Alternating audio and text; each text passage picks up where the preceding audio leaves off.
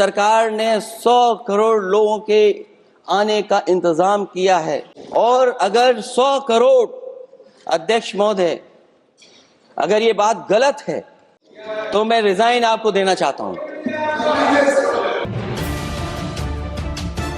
लोकसभा से समाजवादी पार्टी मुखिया अखिलेश यादव ने महाकुंभ हादसे को लेकर योगी सरकार को जमकर घेरा है और हादसे में हुई मौतों को लेकर भी जमकर निशाना साधा है। इस दौरान अखिलेश यादव ने लोकसभा से इस्तीफे की पेशकश की धमकी भी दे दी। टीवी इंटरव्यूज में, कई समाचार चैनलों पर ये बात सुनने में आई और सुनते रहे हम लोग कि सरकार ने 100 करोड़ लोगों के आने का इंतजाम किया है और अगर 100 करोड़ अध्यक्ष महोदय, अगर ये बात गलत है तो मैं रिजाइन आपको देना चाहता हूं। योगी सरकार पर हमला बोलते हुए अखिलेश यादव ने कहा कि अगर सत्ता पक्ष के मन में अपराध बोध नहीं है तो आंकड़े क्यों छिपाए जा रहे हैं। डिजिटल कुंभ कराने वाले मृतकों की मौत की डिजिट नहीं बता पा रहे हैं, खोया पाया केंद्र ही नहीं मिल रहा है। अखिलेश यादव ने कहा कि घटना में मौत के बाद सरकार हेलीकॉप्टर से फूल बरसा रही थी कि कुछ लोगों की जान चली गई, लाशें हैं जो मोर्चरी में पड़ी हैं, अस्पताल में पड़ी हैं। उसके बाद सोचिए सरकार क्या कर रही है, अपने सरकारी हेलीकॉप्टर में फूल भर करके फूलों को डालने का काम किया। सोचिए ये हमारी कहां की सनातनी परंपरा है। मैं जानना चाहूंगा सदन के माध्यम से हमारे माननीय सदस्य बताएं कि जहां लाशें पड़ी रही हों, न जाने कितनी चप्पलें पड़ी थीं, न जाने कितनी चप्पलें पड़ी थीं, न जाने कितने कपड़े पड़े थे, महिलाओं की साड़ियां थी, कपड़े थे,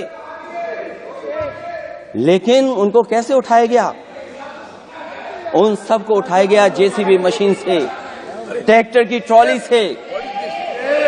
उनसे उठा करके कहां फेंका कोई नहीं जानता, लेकिन जब उनको लगा कि वहां से बदबू आ रही है तो यही सरकार के लोग छिपाने लगे हैं। यही आपका महाकुंभ का आयोजन था।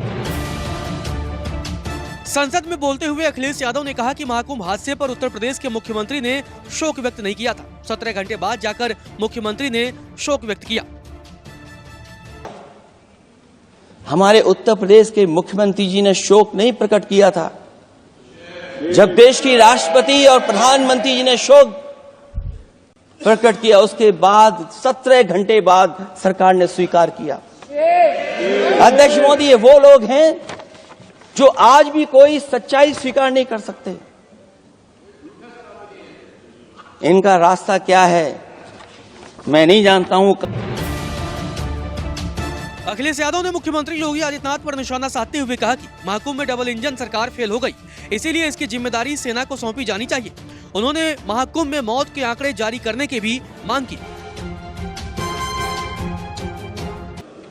कि जहां सरकार बजट के आंकड़े लगातार दे रही है, और जब मैंने अभिभाषण पढ़ा अध्यक्ष महोदय, बहुत सारे आंकड़े सरकार ने दिए हैं। आंकड़े देने से पहले महाकुंभ में मरने वालों के आंकड़े भी दे दें।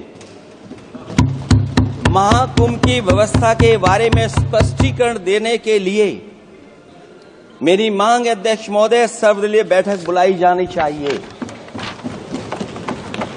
महाकुंभ आपदा प्रबंधन व खोया पाया केंद्र की जिम्मेदारी सेना को दी जाए। महाकुंभ हादसे के शिकार लोगों की मृत्यु, घायलों का इलाज, दवाइयों, डॉक्टर, भोजन पानी, परिवहन की उपलब्धता का आंकड़ा संसद में पेश किया जाए। संसद से अखिलेश यादव ने डबल इंजन की सरकार के ईज ऑफ डूइंग बिजनेस पर भी सवाल दागा। अखिलेश यादव ने पूछा कि यूपी सरकार ने 40 लाख करोड़ के एमओयू किए थे, वो पैसे कहां गए? समाजवादी पार्टी प्रमुख ने डबल इंजन की सरकार में टकराव की भी बात कही। ईज ऑफ डूइंग रिसर्च कर रहे हैं अध्यक्ष महोदय। इनकी ईज ऑफ डूइंग रिसर्च हमने देखी है। इनकी ईज ऑफ डूइंग रिसर्च अपनी इमेज चमकाने के लिए और दूसरे की इमेज बर्बाद करने के लिए ईज ऑफ डूइंग रिसर्च चल रही है।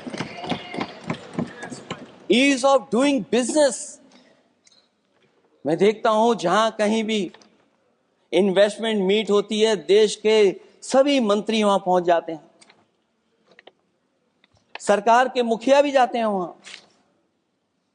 मुझे याद है उत्तर प्रदेश में सबसे बड़ा आयोजन हुआ था इन्वेस्टमेंट मीट का।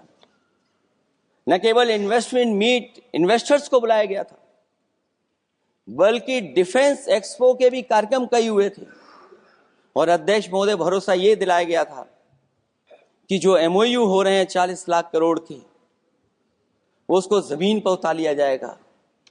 मैं इन्हीं डबल इंजन की सरकार से जानना चाहता हूं कि जो 40 लाख करोड़ के एमओयू हुए उसमें कितना जमीन पर यह सरकार उतार पाई है। कहीं ऐसा तो नहीं है कि सरकार के डबल इंजन आपस में ही टकरा रहे हों। अब तो जो खबरें हम लोग पढ़ते हैं, न केवल इंजन टकरा रहे हैं अध्यक्ष महोदय, अब तो डब्बे भी टकराने लगे हैं।